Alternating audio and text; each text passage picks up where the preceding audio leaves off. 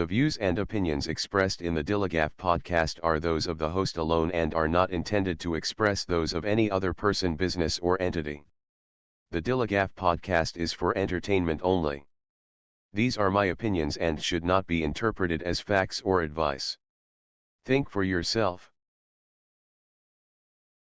Keeps you up at night, yeah. Make all the demons quiet, yeah. We were built to thrive, yeah. I think that we've all had enough, yeah. I think that we've all had enough. Sick of dealing with the old plan. They know that we're calling it wrong. You got me like, oh, yeah. I think that we've all had enough. What's going on, everybody? Welcome to the DILLIGAF podcast, talking about anything and everything that interests me. If it makes me think, laugh, cry, scream, rage, or say what the fuck, you're going to hear about it. My name's Tom. I am your host. I want to thank everybody for watching or listening on YouTube, Spotify, or wherever you get your podcast from. Make sure you follow, like, subscribe, rate, comment, share. Help me spread the word, get some more eyes and ears on the show if you don't mind. That all that stuff really helps out. Make sure you're following on social media. It's at DILLIGAF_pod on all socials. And you can find all that on my Linktree, which is Linktree/DILLIGAF_pod, or you can scan the little QR code right here in the corner of the screen if you're watching on YouTube. And if you ever want to drop me an email, it's dilligafpod@gmail.com. So, got a special episode today. Today is May the 4th. It is Star Wars Day. If you're watching on YouTube, you can see I'm all geared up in my Darth Vader gear here. But yeah, so we are talking all about Star Wars today. It's, May the 4th be with you. Honestly, I've always thought that just sounded goofy as hell, but it's Star Wars, so we're gonna run with it. But yeah, we're just gonna go through some of like my favorite stuff about Star Wars. Is basically just my favorites of anything and everything Star Wars. And I personally say this stuff is the best, but obviously that's completely subjective. If you agree, you disagree, hey, let me know. Drop me a comment, drop me an email. But let's dive right in here. I'm gonna start off talking about the best hero of the Star Wars universe. Now, a lot of people, if you were to ask them this, that you'd probably get one of two answers, either Luke Skywalker or Han Solo. And growing up, Han Solo was my guy. Loved Han Solo. I wanted to be Han Solo when I was a kid. But now there is so much out there as far as Star Wars, between movies, TV shows, animated shows, books, comic books, anything you can imagine. And so a lot of these characters, we've been able to get a lot more in depth with them and who they are and their history and all this kind of stuff. And being the Star Wars fanatic that I am, I mean, my pick for best hero in the Star Wars universe is Leia. Princess Leia is the best hero in the Star Wars universe. Because you look at just who she is, her strength, her bravery, her wisdom beyond her years. Add into all that, she is part of the Skywalker family. She is a Jedi, and we got to see a younger version of Leia in the Obi-Wan show on Disney Plus. And even as a child, she was she had that same strength and courage, and just she everything that a hero should be is Princess Leia. So that is my pick for best Star Wars hero. Now, best villain. Now, a lot of people would say probably Darth Vader, maybe the Emperor, but for best villain, I gotta go with Grand Admiral Thrawn. And of course, he was introduced in the expanded universe books after Return of the Jedi, and we got introduced to him in one of the animated shows in Rebels, and then in the live action show Ahsoka.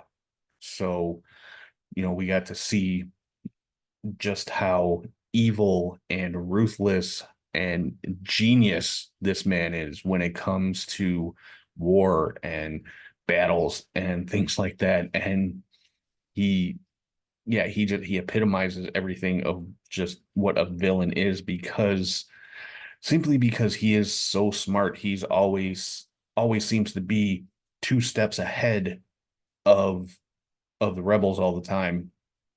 And it finally took something drastic to defeat him. And but now, as we've seen in the Ahsoka show, he was able to make his way back. So we're going to see more of Grand Admiral Thrawn, and I'm here for it. Thrawn is the best villain in the Star Wars universe. Again, my opinion. There's people that are still going to argue it's Darth Vader. There's people that's going to argue. There might be people that argue it's Boba Fett or something like that. Who knows? But although Boba Fett's not really a villain anymore, is he? Since his appearance in The Mandalorian and then his own show. So, but moving on, best movie. And I'm sorry, there should be no argument on this. The best Star Wars movie is The Empire Strikes Back, Episode 5. It's damn near a perfect movie. The storytelling, the way that the characters evolve from Episode 4, the original Star Wars, A New Hope. We find out that Vader is Luke's father. We see Luke going through his first formal Jedi training with Yoda. We get introduced to Yoda for the first time. And it ends with so much uncertainty. Han Solo's been frozen in carbonite and taken off by Boba Fett to be handed over to Jabba the Hutt. Luke loses his hand and loses the lightsaber duel with Vader. And it's just, you're left wondering, is the rebellion dead? Is this, is the Empire going to win? And, really a true kind of cliffhanger ending that obviously, we get the true ending in Return of the Jedi. But yeah, Empire Strikes Back, I mentioned this before, was the first movie my parents ever took me to see when I was like 2 years old. They took me to a drive-in when we were living in California. Yes, drive-in theaters were a thing. That was a real thing, and they were really cool. But and that's what just hooked me on Star Wars was The Empire Strikes Back.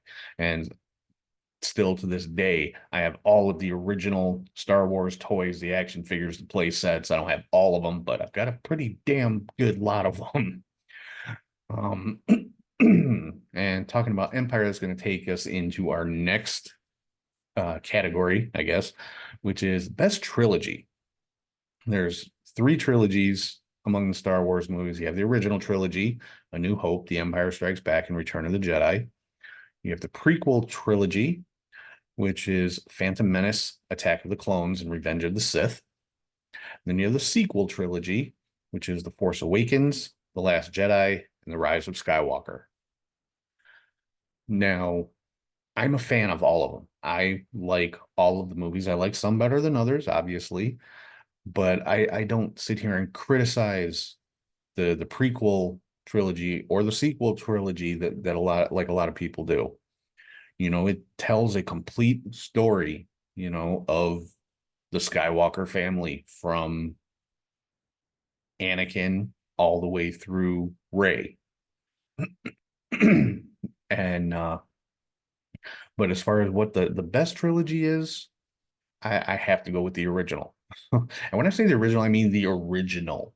The ones that came out in, 77, 80, and 83. Those are my favorites. That's my favorite trilogy. I like the special edition ones where George Lucas went back and added a lot of visual effects and things like that. But and a lot of people argue about that too. Han Solo shouldn't have shot first, or Han Solo did shoot first. Well, yeah, Han Solo shot first. Okay, sorry for anybody that argues on the side of Greedo shooting first. But when we first meet Han Solo, he's basically a freaking pirate. He's not a strictly good guy when we meet Han Solo. He's a smuggler for Jabba the Hutt. He's basically a low-level mafia guy, if to put it into like today's kind of terms, real world terms. That's basically what he is. And so yeah, he's gonna shoot first. They should have left that part alone. That's the only complaint I have about it. They should have left that part alone. But But yeah, the original trilogy is always going to be my favorite. I mean, I've sat and just binge watched all of Star Wars. I actually one time I took a vacation from work just to take some time off and just hang out at home, chill, relax, and what some people call a staycation. I literally watched everything Star Wars that there is to watch. All the animated shows, all the movies, all the live action shows in proper timeline order. Started with Phantom Menace, watched everything all the way through to The Rise of Skywalker. It took 11 days. That was the only thing playing on my television for 11 days was Star Wars, and I loved it. But the original trilogy will always be my favorite. That, like I said, that's what got me hooked on Star Wars from basically the age of 2. So that's always gonna win for me. Next up, we have the best non-Skywalker movie, and what I mean by that is the best movie outside of the Skywalker saga, the 3 trilogies. And I got to give this one to Rogue One. I liked Solo. I did it because we got some backstory on Han Solo, which we didn't have before.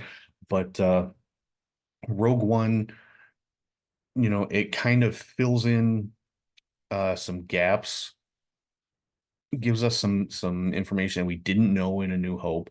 It fills that space between Revenge of the Sith and A New Hope. And we get to see how the rebels got those Death Star plans, how Princess Leia came into possession of the Death Star plans before she gave them to R2-D2 and sent them off to find Obi-Wan Kenobi.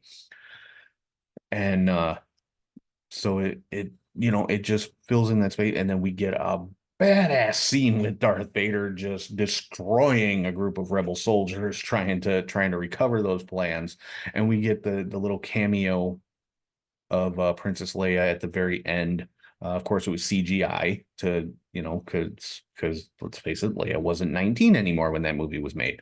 So it just fills in the gaps, makes the story more complete, and literally leads directly into A New Hope. Like, you could mash those two together, the ending of Rogue One and the beginning of A New Hope, and it would be seamless.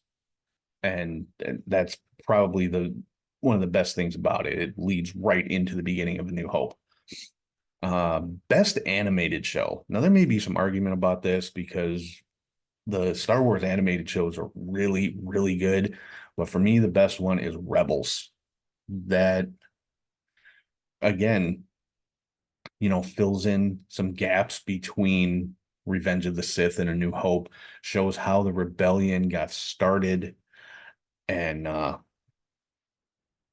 yeah, and it takes just one group of rebels, and tells their story of what their contribution was to the rebellion as a whole.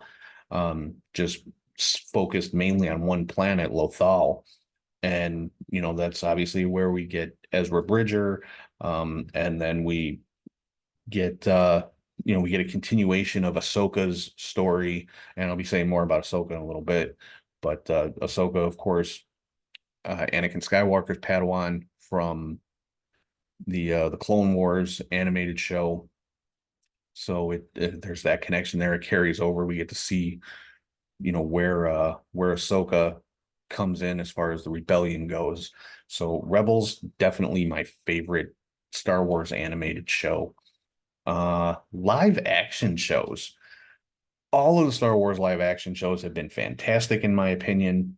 I have nothing bad to say about any of them. I actually just got done watching Obi-Wan again. But and yeah, that's my favorite live action show is Obi-Wan. Because again, it gives us more, it just fills in more gaps between Revenge of the Sith and A New Hope, because there's a 20-year gap there, between Revenge of the Sith and A New Hope. And so between Rebels and Obi-Wan and Bad Batch, we get to see what went on in those years, and also Rogue One, of course. We get to see what went on in all those years, and the Obi-Wan show Obi-Wan is one of my favorite characters. He's probably in my top three, and that's mainly because of Ewan McGregor. I mean, I loved Alec Guinness in the original trilogy, but Ewan McGregor is the one that really gave a lot of depth to Obi-Wan Kenobi. And he definitely did justice to the character. And the Obi-Wan live action show is just freaking amazing. And I'll get more into some stuff about that in a couple minutes here. Best video game. This one's hard because there's some really good Star Wars video games out there and some not so good ones.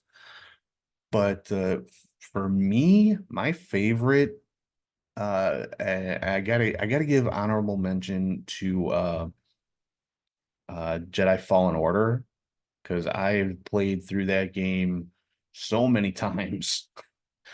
But probably my favorite is The Force Unleashed,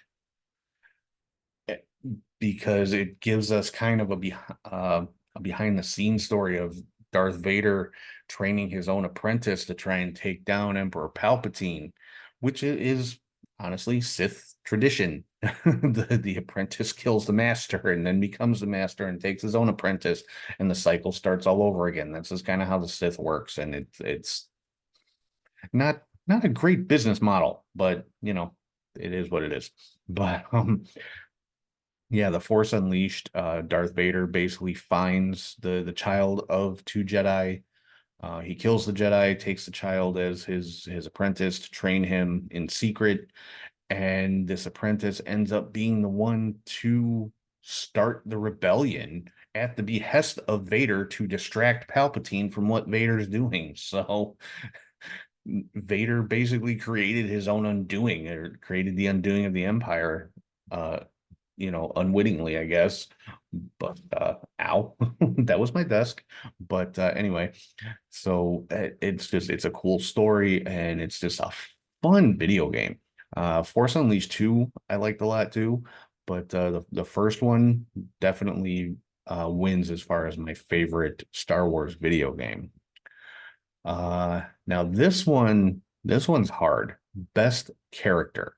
I talked about best hero, best villain. I'm talking about now best overall character in the Star Wars universe, and which is basically my favorite character. But for me, Ahsoka Tano is the best character in Star Wars. And the reason I say that is because she is the most complete character in the Star Wars universe. If you watch Tales of the Jedi and the Clone Wars and Rebels and the Ahsoka live action show, we've basically seen Ahsoka from birth, watched her grow up into a Padawan, watched her leave the Jedi Order, and seen, where she's gone, where she was during the rebellion, and now where she is after the rebellion with the New Republic. And yeah, she is the most complete character in the Star Wars universe, and just she has become my absolute favorite. Like I said, growing up, my favorite was always Han Solo. That's who I wanted to be. Now, Ahsoka, like I said, in my opinion, nothing can touch Ahsoka. She is a badass, and like I said, we've been able to see her entire life through all of the Star Wars media that's out there. So to me, that makes her the best character. Best toy. Like I said, I still have all of the original Star Wars toys from like the late 70s. And yeah, I'm showing my age there. But my favorite one still to this day, because you just don't see toys like this anymore. The original Death Star playset from A New Hope. It's like maybe 3 feet tall, maybe not quite that tall, but you set it on the floor, it's pretty damn tall. It's got 3 levels. It's got the garbage compactor. It's got the little bridge thing where Luke and Leia swing across. It's got the gun turret at the top with the big cannon, and all this different stuff, and It's just Google it. Google Death Star playset 1977, and you'll see what I'm talking about. And I still have this thing sitting in a big Rubbermaid container in my closet. That's full of nothing but Star Wars toys. It's just, like I said, they don't make toys like that anymore. And it's badass. I used to sit in my living room floor and play with this thing for hours on end. And yeah, it's just it best Star Wars toy ever made. People would argue maybe the Millennium Falcon, and but I never had the Millennium Falcon. I'm very sad about that. I never got the original Millennium Falcon toy. I got the little mini diecast one, which is pretty badass because it's just a cool display piece too. But yeah, my all-time favorite toy is the original Death Star playset from A New Hope. And the last category I'm going to talk about here is best battle. And there have been a lot of good battles throughout the entire Star Wars universe. You talk about the destruction of the original Death Star, the destruction of the Death Star 2, Luke and Vader from Empire Strikes Back, the battle on Hoth from Empire Strikes Back, the Battle of Naboo from Phantom Menace, the Battle of Geonosis from Attack of the Clones. Yeah, just a lot of awesome battles throughout the entire Star Wars universe. My favorite, Vader and Obi-Wan from the finale of the Obi-Wan live action show. And you had Vader and Obi-Wan in A New Hope. They were they were both quite a bit older. Let's face it, Alec Guinness didn't move all that great. But and it was the second battle of these two, because we got the first one at the end of Revenge of the Sith with Anakin and Obi-Wan. Obi-Wan obviously won that battle. That's how Anakin became Darth Vader. And then we see Vader and Obi-Wan, and at the beginning of the Obi-Wan show, he's really kind of just beaten down and broken. And I'm talking about Obi-Wan, and just almost completely defeated, completely, just yeah, he's not a Jedi anymore. He's in hiding on Tatooine, keeping an eye on Luke, and just he has nothing and no one. He's just completely isolated and alone and just a broken person. And he's tasked with rescuing Princess Leia, who has been kidnapped by the Empire. And he basically finds that will again to fight.